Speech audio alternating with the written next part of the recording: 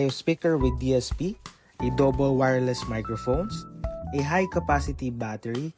So upon checking with the installation guide or the user guide, you can charge it for 3 hours and use it for 4 hours.